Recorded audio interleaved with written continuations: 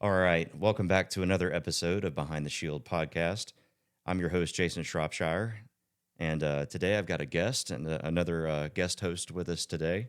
Let's start by Jason. Like last time that you were on, you've been on once before, but we Yep. sort of drove right by you because we weren't quite sure how to do this podcasting thing yet. We're still learning. We're It's still okay. learning. Right. Yeah, we're That's how it learning. goes. So please take a second to introduce yourself and your role here. Cool. Yeah. Again, my name's Jason Redding. I've been with InfusionPoints 5 years now as of this month. So awesome accomplishment. Love the team. Yeah. I work on our advisory side of the house as a consultant. Helping drive customer success is really my main mantra.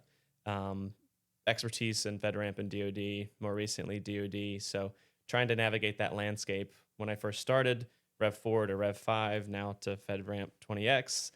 It's been a wild ride. So that's where I sit, and I learn one thing and then it changes, and then we continue to learn, and then it changes again. So Yeah, and you're getting like full spectrum, right? Because you've got yes, clients that are doing IL5 and pursuing that, the NSS controls, like kind of all the way out at the edge, and then you're dealing with 20X as well. So yep, you're both getting ends for both ends sure. of the spectrum. Awesome. Well, it's great to have you back, and Good to be back. a very special guest today, Mr. Sam Aydlette, who we've known for a very long time now here at Infusion Points. Welcome, Sam. Thanks. Yeah, happy to be here. I think you're going to get into exactly how we met and how long ago that was pretty soon. Which, Well, actually, I did do a search in my Outlook for any mentions of Sam Aydlette, and I think it goes all the way back to 2015 time frame. So it's been 10 years. yeah, I've been in the FedRAMP game a long time. So Yeah, and it's interesting. Like you're one of those people that we've, you've been on the government side 2 times. You've worked inside of our clients, and then you've worked inside of competitors. So it's I mean you've kind of seen all. You've been in every seat. yeah. I mean, I guess I can get into a little bit about my background and why I'm Sure. invited on this podcast. So been in the FedRAMP space in U.S. public sector for over 10 years. So yep, I former military. When I got out of the military, I went to school, got my degree, and Thank you for then your service. thank you. Did some internships, and then my first real gig was FedRAMP. So was a ConMon analyst, and then that's where we met because you were. Yeah, doing- I think you were working our Dell package Yeah. back then. I mean, I don't typically name drop customers, but this is so long ago, and they're kind of out of the cloud business now. But yeah, that was the first FedRAMP package that we worked on as a company, and prior to that, we had been doing FISMA for agencies and things like that. That's actually how they found us. They found our webpage on FISMA support, and they were like, "Hey, could you help us build a FISMA private cloud?" And that was right around the time frame that the Cloud First memo came out, and from the Obama administration, and then everyone was realizing that the way of doing FISMA ATOs wasn't going to work anymore in the cloud era. So the whole idea of FedRAMP was born, and that project became one of the first JAB authorized Huge. ATOs, maybe in the first 20 or so Yeah. in the marketplace, and then that's how we met. Yeah. There were only about 20 odd systems Yeah, that had a JAB authorization at that time. And, so, I mean, we were doing ConMon for all of those and doing reporting and analytics. And it was the Wild West days a little bit, but it was very educational and great work. I enjoyed it. yeah. It felt like I know it felt what it felt like on our side, but it felt coming from the PMO at times too, like things were sort of being figured out as the fly. as they went. Yeah. Definitely. And then the engagement with so many commercial vendors that wanted to get into this they were trying to work through Right. Trying to penetrate. those kind of gyrations. Yeah. I mean, the model was evolving. Right? Yeah. Because back then, I mean, FISMA was designed, for mission owners, and it was Right. very much kind of an assumption that this would apply to an agency enterprise IT kind of setup. So we had to rescope FISMA for the cloud. And then we also had to do, you know, in a way, something that we're still focusing on iterating, getting faster is, you know, CI/CD and cloud deployment model, and how FISMA Right. fits into a model where you're iterating very fast, and that's part of the business model. So yeah, I mean, that was one of the first big challenges, remains something that we, you know, as a community focus on. Well, yeah, and you know this is taking me way back now, but even back then, you know, a lot of the tooling for CI/CD was evolving and really just coming to be. I mean, some of the building blocks were there, but you know, it was really, for us, it wasn't until we were exposed to like our second customer where we started seeing how modern cloud teams were deploying and you know and leveraging infrastructure as code, Terraform, and Yeah. tooling like that. Yeah, I mean, back then it wasn't really a known thing that IP addresses can be ephemeral in the cloud, Right. right? So that was, you know, and it makes sense because, you know, that's kind And- of the paradigm shift itself, right? From kind of traditional enterprise IT asset management to cloud-based Right. inventory. Oh Right. yeah, gosh, I remember, you know, going through controls and trying to rationalize like, okay, what does this mean in cloud now? Because the controls were, you know, they were written for the premise based era, and you know, firewalling and subnetting and layer, you know, certainly not the software defined networking, you know, that we're all familiar with now in the cloud. So we even saw some of that come out in like the subnetting white paper, I believe. And Yep. Oh yeah, that Yeah. was a good time. Yeah. Yeah.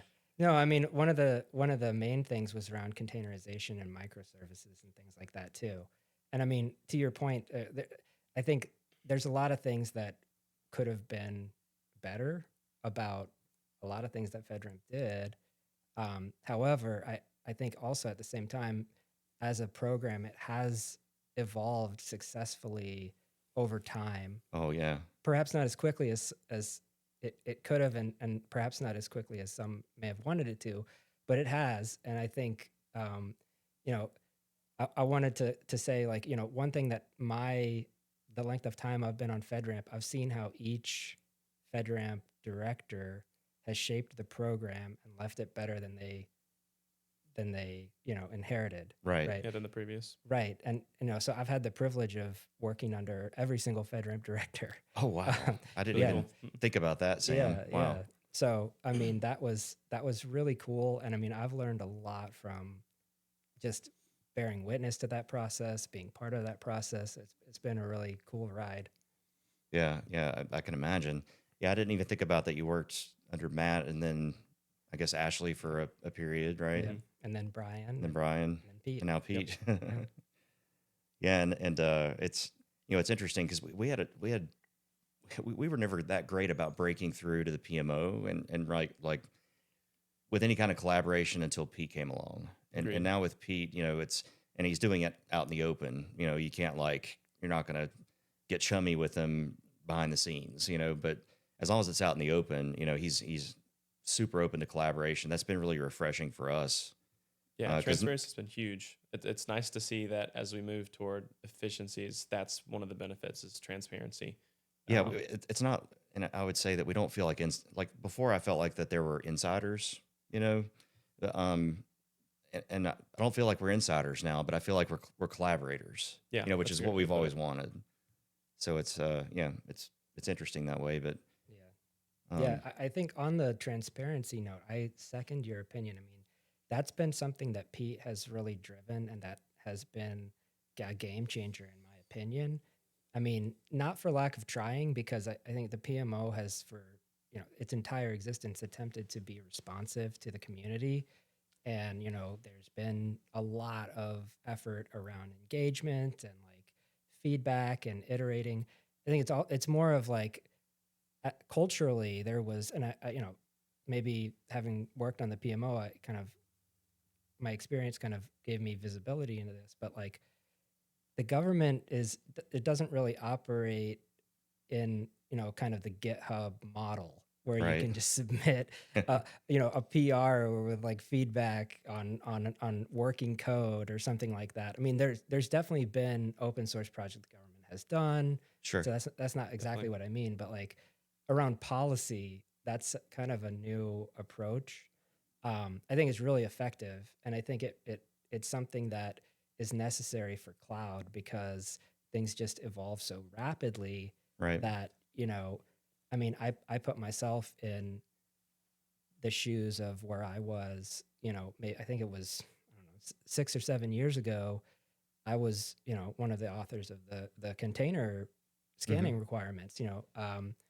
And if we had had a mechanism where because I could and did request trials of container scanning tools, Yeah. right? But I don't have the ability to trial every single Well, you can't container know scan. every nuance, Right. right? Never Behind, use Yeah. case. yeah, And, behind the and topic. even if I did, I'm not doing it every day. I'm not doing it at an enterprise. So, it's amazing to be able to hear from architects and, Right. vulnerability scanning, experts that are doing this day in and day out. And like, hey, this little nuance I've noticed, and I see that on like the community working groups. People whose names I recognize, Right. like Infusion Points folks and others that like have been doing this a really long time in their various area, and they're like, hey, this has been a pain point for me, and I had no idea, even though I've also been doing it, but I'm looking at it from a different angle. Right. So that's something that's been really awesome, is just that transparency. And I hope that continues, and I hope it expands across, other areas where we can do that, across government. It's a direct call to what Pete said when he first joined his role as the PMO to make commercial software and those in the government equal, and you can have the same access to this as they can. So I think having those groups and having these GitHub boards to where you can work through and get that real feedback, I think it's some really cool things have transpired from that. These RFCs we're seeing with 20x, and like recently the Kanban playbook was just redone, and it's a lot more efficient. It pulls together a lot of things that were just scattered previously. How the website worked, you couldn't really go and find and dig certain things. It was just a PDF out on the internet. So I think that's a call to what Pete was trying to do, and it's nice to see that being actioned. Yeah. Yeah. Yeah. Even just having them as markdown files. Oh yeah, Absolutely. Yeah. And having that's a game them, changer. anyone can go out and ingest those files now. And I mean, we've seen folks that are using RAG, to integrate with AI or train up models on the documentation that's out there, which is, something that you should be able to do easily. Right. But when it's a collection of PDFs and I remember before even we had kind of a trove because we didn't want to lose track of a document that was critical. We sort of had our own stash and that we kept because we wanted to be able to reference back to older guidance if it became unlinked or you couldn't find it on Yes. the website. So it sort of it put all that to bed. Like we're Yes. not doing that anymore. We're not trying to create expertise out of who's been here the longest, like we need to be more transparent and discoverable by more people who can, then come in and become, experts at this. Definitely. Yeah, I mean that's the way that we're gonna move innovation, move innovative software into government, right? Definitely. Yeah. Yep. Yeah. So I mean, transparency is wonderful. I mean, a few of the things that have hit me that have made a big difference, like just the understanding that where Pete has kind of gone with not every system needs to be a moderate. Like understand, software in one use case might be used for a low mission, right? Where for other use cases it could be a moderate, right? And knowing that, but being willing to slide back more. I've seen plenty of instances of that where everyone just wants to skip to moderate, where there's probably a lot more low use cases out there, especially on the civil side. Yeah, I mean, one thing I think Pete taught me well, and like, or I guess crystallized in my mind, is the difference between a system being trustworthy and mission assurance. I mean, those things are related and they're both very important, but a system that's authorized for low can be highly trustworthy Right. for what it is. For what it does. Right. Yeah. And, especially when you get into high or, additional kind of agency requirements around, you know, like nationality requirements, things like that, right? Privacy overlays, whatever they. Right. Like those offer high assurance for a specific mission, so making sure that we make that distinction of like we can objectively determine that a system is highly trustworthy, even if it's architected, to sell to both commercial and public sector customers, and there's multi-tenant architecture and all of that stuff. Yeah. Yeah. Absolutely. What is you moving from government to industry, right? But you sort of moved, I guess, through kind of a support role to the industry first, right? Do I have that right, or have you been at multiple CSPs or just one? Yeah. So I mean, I've been seeing the beast from many angles here. Right. So like I said, I started as a contractor working for FedRAMP program, and that was with Matt Goodrich era. Mm-hmm. Later on, I went and joined some private sector CSPs. So I worked for Qualys Gotcha. for a time. Then that was a gap for me. I wasn't sure if you had other CSPs in there. Yeah, so worked for a couple of CSPs, and then also I was a consultant for a time at 38 North. Yeah. So co-opetition there. right. So never the one area that I've never done is I've never been a 3PAL.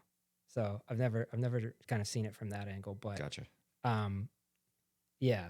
So but who would want to be a 3PAL? Me, I mean, why not? It'd be interesting. I feel like you'd be. We're actually a 3PAL, but yeah, we focus more on advisory. And maybe it's good you aren't a 3PAL. Tough. I feel like you'd be pretty tough, Sam. So, which Yeah, maybe that's what I wouldn't want to go up against Sam. Sam. No, yeah, definitely he's not. too. He knows exactly what to look for. So Yeah. sure. No, I mean, well, the other, going back to that conversation about sort of the new aspects that Pete has brought to this, like the other thing I really like was his idea of tailoring the controls, because I remember being very frustrated by trying to apply like all 325 of the moderate controls to a cloud service. When if you think about it, some cloud services are doing one specific thing for the customer, maybe endpoint protection, and the idea that you have to like have a story around every control family or every so it does endpoint security really well, but that you have to have a perfect story around some of the other controls just didn't make sense. And to me, they acknowledged this, went with in some ways with allowing certain non-applicable controls over the years. But I don't think that they took that far enough in some cases, where things could be tailored better. Yeah, I mean, I think to your point, one of the shifts that I'm really loving is the shift to focus on secure outcomes. Right. Because the controls are a means to an end. The framework is ultimately meant to create trustworthy systems that are secure, right? Right. And the idea that commercial offerings are, in many cases doing things to create secure outcomes through their risk management programs, through their internal security programs and operations, but they don't look exactly like what the control says. And so, there's a degree to which the mission requires specific things. And in those cases, those are things that need to be, addressed specifically for the mission.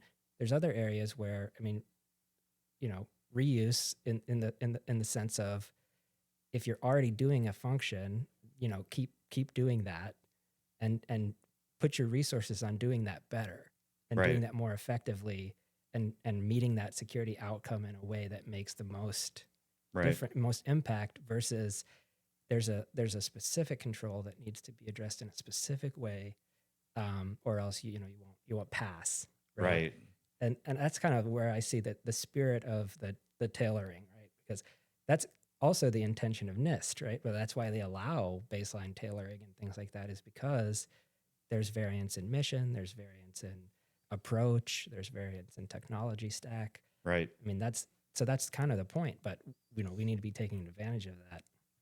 Yeah. I mean, that's the sense that I've gotten is that we're too wrapped up in creating storylines around why us doing this meets this control. We're dancing. Yeah. Instead of, is it really all working? Right. Is it all working together to solve, for the threats that the system faces? That's the bottom line. Yeah.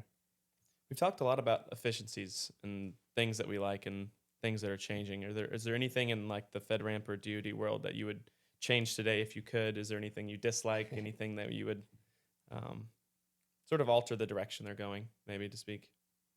Oh, that's a fascinating question. I wasn't expecting that, but yeah, I'm just gonna go off the cuff. I mean, for me, something that I have thought about for a long time and think is necessary is that, in order to objectively measure secure outcomes, there needs to be a set of definable components that create a system, right?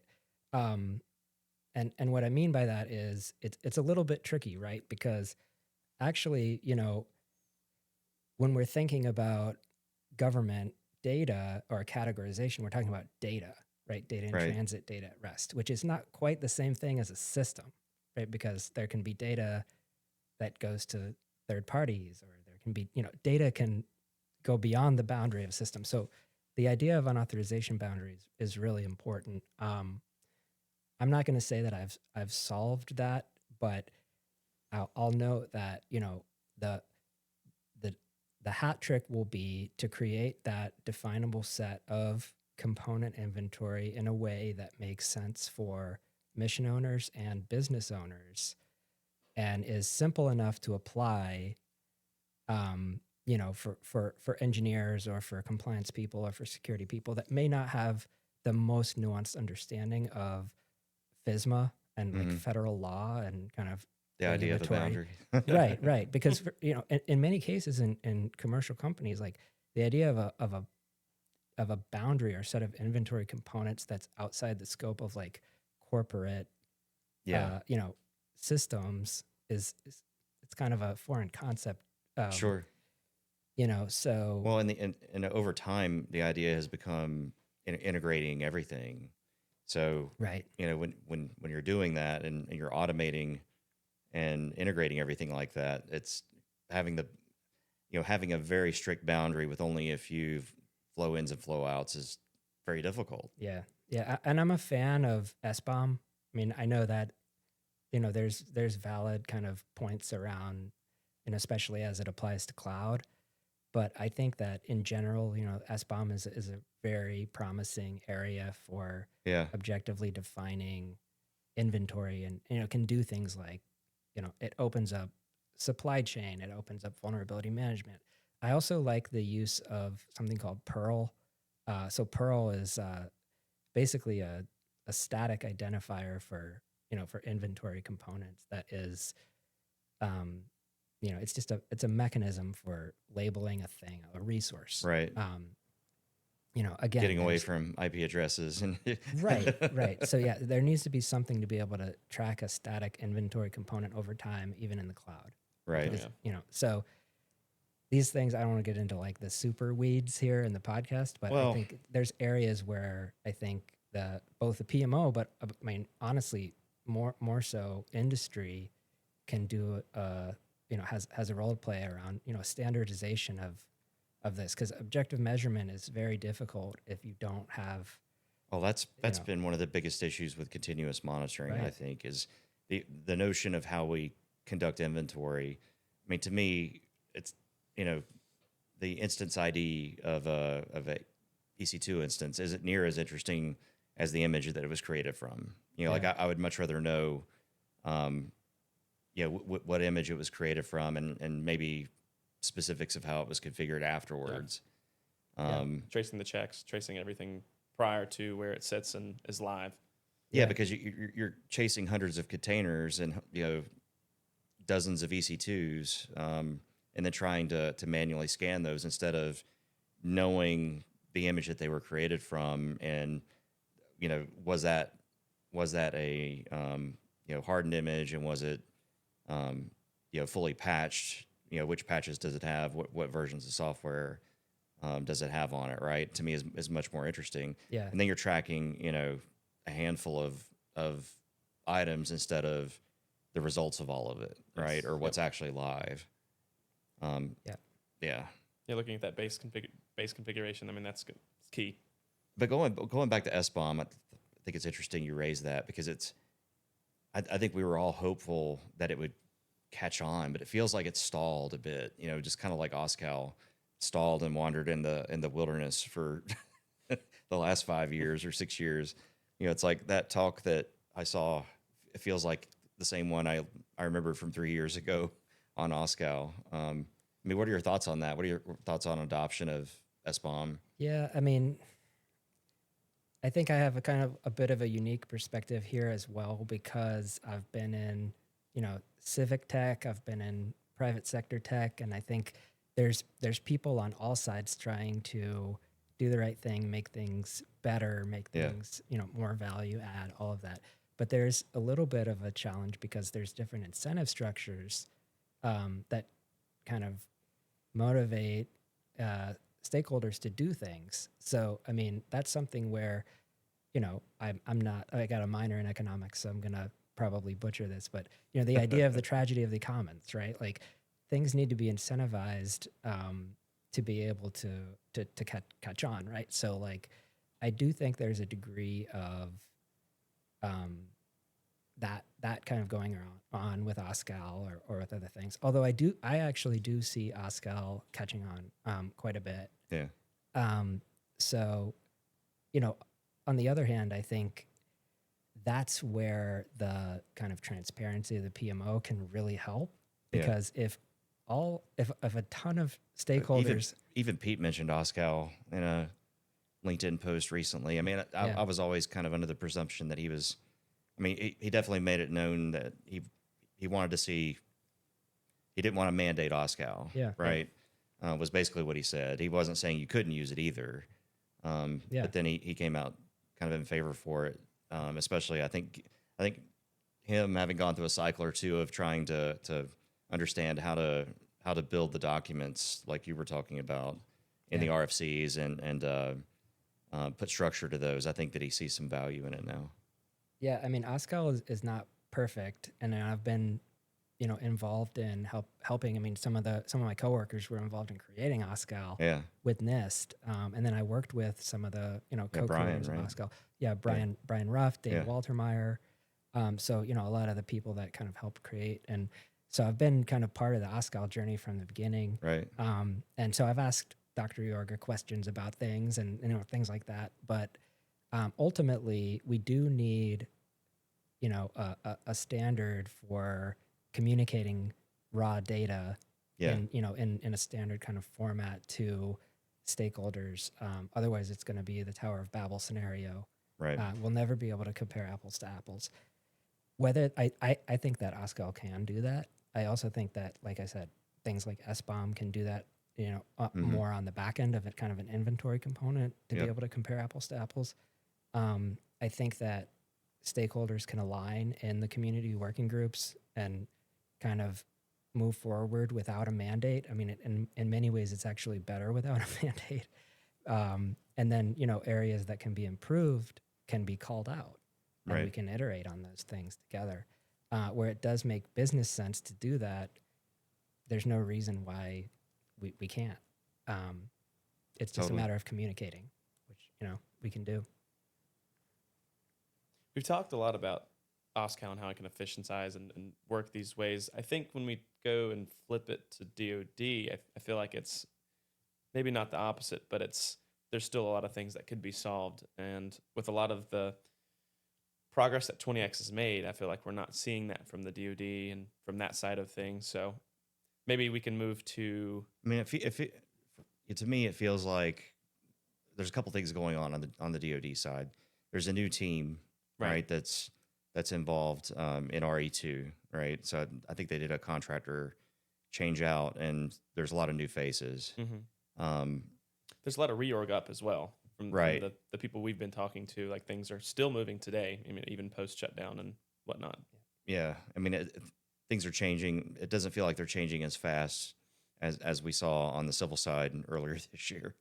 Um, but there's that going on, but they also seem to be taking a more cautious approach with RMF and the kind of the traditional approaches for aisle 4 and 5, at least so far. And then we've seen a little bit about about the DoD CIO wanting to adopt things like 20x at some point, right? But it's just not. It's either not getting down to the rank and file, or it's a cautious optimism of watching kind of how that goes. Yeah. I mean, I think that like one of the things about that is there's, in my opinion, a misconception that, oh, we need to move slowly because, this is, hugely impactful to mission. And, Yes. and I wholeheartedly, Totally different stakes. I wholeheartedly agree with that. Yep. However, I also push back on that kind of sentimentality of the past way, right? A little bit, because I can tell you with certainty that I've read, SSPs and then looked at the scans, and like there's stuff in the scans that isn't in the architecture diagram, like Right. blatantly, different operating systems and things like that, right? I mean, we're assuming the old way was totally effective, Yeah, right? right, if right. we're saying we don't want to innovate, Right. yeah. Right. So like I think that there's an opportunity to get the best of both worlds where, yes, assurance is really important, but continual measurement on an aligned security objective is a tool for assurance that we should use, and we should use it as rapidly as possible because it's effective Right. where it is effective, right? There's certain areas where maybe it's not effective, but we should at least explore.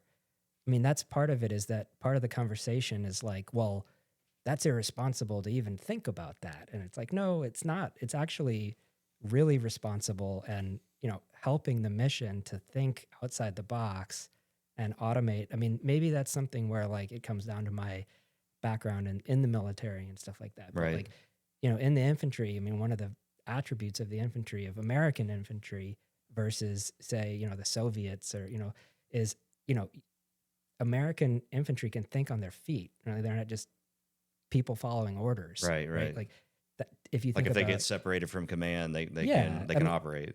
Americans in D-Day, were separated. There was Yeah. lots of issues. Like they were able to effectively regroup and figure out what to do and problem solve and get it done. That's the same thing that we can do now and should be doing. So that's my pushback a little bit on that. Well, we need to be more cautious. So I think there's risks that we can manage better by doing this than that is being more cautious, right? That is Right. being more responsible because we're able to address those risks more effectively. Right. And I think there are things that we're doing and learning from 20X that could be applied to DoD regardless of mandate. Like trust centers, I think being able to provide that pane of glass for mission owners, like, hey, this is how we have everything secured, versus following the traditional process that's very review heavy and process heavy. So there's definitely benefits that can be applied. Yeah. Absolutely. Yeah. I definitely think that we'll get to a better end state once we see kind of how the moderate pilot. Thank you. Yeah.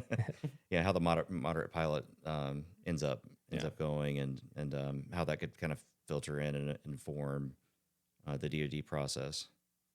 But so one of the things that I wanted, in your, I'm aware that in your current role, and we're not going to name names or anything. These are just your opinions as an individual, but in your current role, you're part of a a multi-business unit software company, one of the, I would say, a tier 2, not a hyperscaler, but close, with a lot of different products, a lot of BUs, all trying to kind of move in the same motions to get FedRAMP high and to get IL5 and to do this work. And up until now, you probably haven't been able to see that kind of scale, right? Of like, oh gosh, like here's what happens in these really large organizations trying to do this across multiple products and do it on a platform. And I just wanted your perspective on that as an insider, like what that's like, or challenges, or opportunities, or whatever you want to. That's a one who great used to- question. The one who used to issue the mandates is now following the mandates. Yeah, So, well, and at massive scale. Well, so I will note, like, I did work for, and I'm speaking for myself right now, so apologize for the vagueness, but like, I did work for a large company even before I became a Fed too. Okay. So I mentioned Qualys. I've also worked for Cisco. So I mean, that was actually before I became a Fed. I had that experience with, yeah. So I'll note that, like, one thing is, self-reflection of, and maybe even a little bit of guilt and, just self-forgiveness too. But like, it's what I mentioned earlier around that, transparency with different perspectives is very important because, it's very difficult to thread the needle without the context that you need. And working at a enterprise, large, hyperscaler, near hyperscaler is a super unique experience that brings a whole new ball game, right? Like, you can set up a little demo of, I'm running, Podman on my laptop, and I can scan this, and oh yeah, it's really easy. Well, try doing it for the enterprise, right? Like, it's a lot different.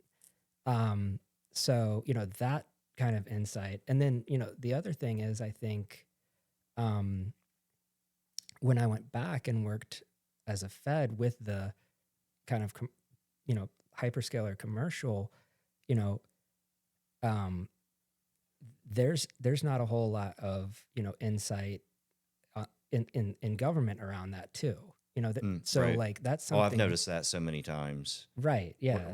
So I mean, that's something where, like, that is precisely the gap that needs to be bridged, right? Is Yeah. Well, I mean, just for me, what I would assume a 3PAO or somebody in government thinks is a minor ask, to one of to somebody like where you're at, right? Yeah, it's just a version upgrade. They don't realize the impact. Yeah, they really don't realize the impact. Exactly. On the other hand, there are times when, like, even if it is a big impact, there are times when, like, mission needs may outweigh. Sure. But to your point, it's like that's the balance that needs to be achieved, right? Like, because if the government is like, everything is a critical mission need, then the vendors that they're relying on will go out of business, and then they're not going to be any better off. On the other hand, if industry is optimizing for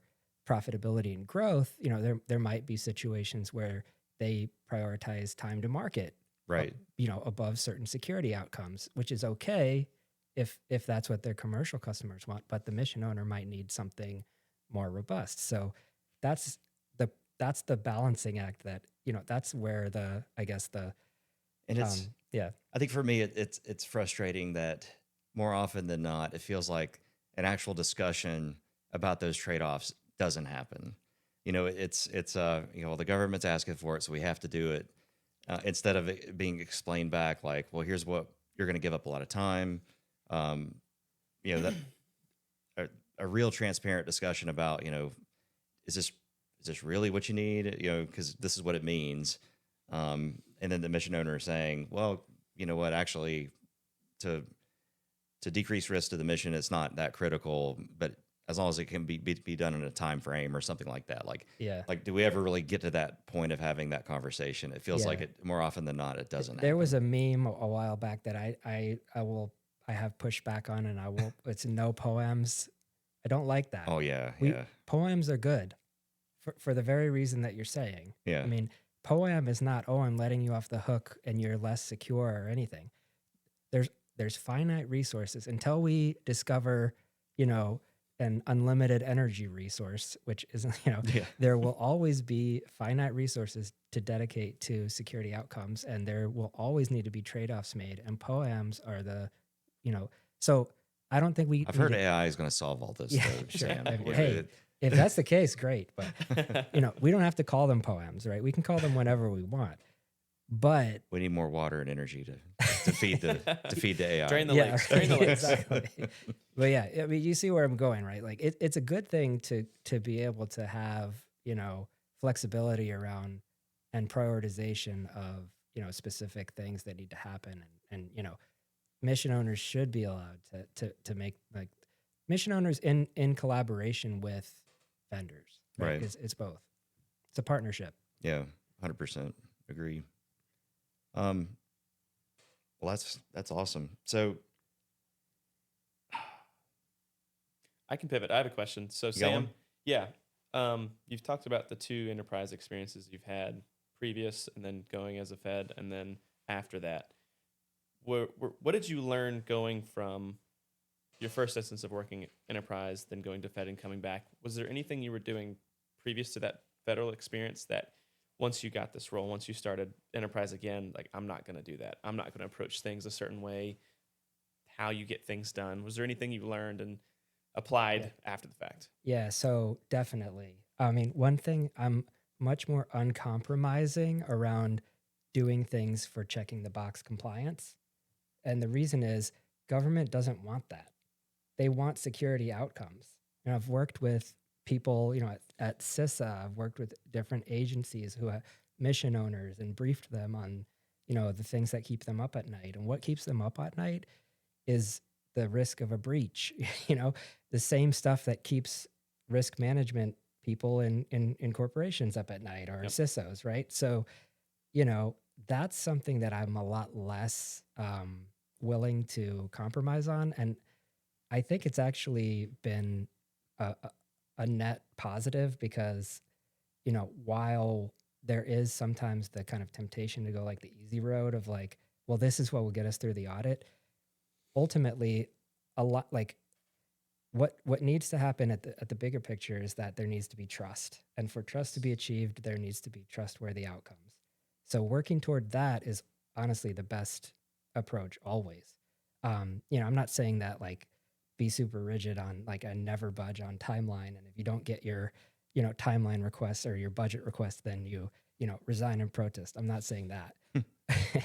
What I'm saying is like that should be the ultimate goal that everyone should be focused on, not just, oh, well, what do I need to do to pass this assessment?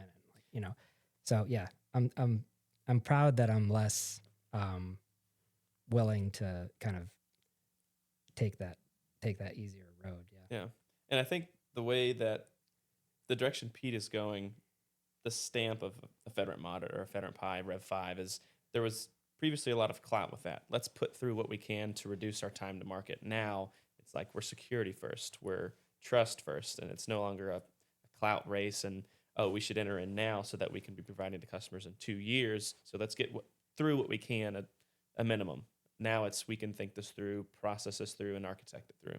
Yeah, yeah. If we reduce the security theater or the compliance theater, in that would actually reduce time to market in some cases if the vendor is doing it right and actually providing secure outcomes, which presumably that's what we want. Right. For government systems, we want secure, government systems. So I mean, yeah, one thing that I've picked up on a lot is what feels like a risk transfer, right? And it's more around like the old way was more of a, an AO is not going to be satisfied unless 3PO attests that controls have been met to a high standard. There's not any high, no highs on the POAM. That's been kind of the measure. And then it's like, okay, I'll be willing to sign off on it and trust the system, right? Now it feels more like we're going to give you the tools as a CSP, right, to build security into your system, and then to demonstrate that and to show that we're going to have a 3PAO validate that you've done that, right? This is kind of the 20x model that I'm talking about. But we're not even going to really worry about them telling us whether or not they recommend an authorization, right?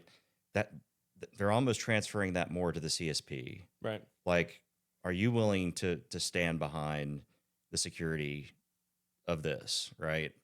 And to me, it's a bit of a risk transfer of if you're gonna say that, if you're gonna say you can sign up for this low mission or moderate mission or future high mission, you got to be able to stand behind that. And I think that gets some more of the secure outcomes, right? Like, we're giving you the tools to measure it.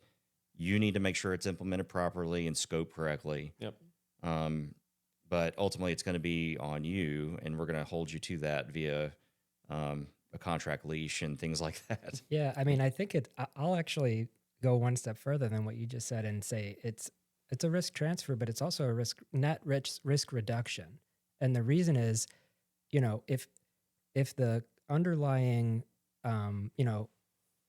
criteria is objective for the security outcome, then it reduces risk ultimately, because there is less of a judgment call because there used to be 2 judgment calls that an AO had to make. One around, is this a good use case for my mission? And that's kind of the assurance thing. But then also, is this vendor even trustworthy? Is this marketing, or is this real? I need to figure all of this out. There was a degree of that, right? Like, Right. Skepticism, or kind of healthy degree of skepticism around that, right? Well, the beauty of this kind of objective security validation on an ongoing basis is that it's all transparent, and it's objective, and it's measurable. So it reduces the risk, because it reduces the need to take that on faith, because now you have evidence, hard evidence, that they are indeed meeting this security outcome. It isn't just kind of a Right. trust us, Yeah. So, overall that's a risk reduction, which I think benefits everybody. No, it's a great point. Yeah, great point.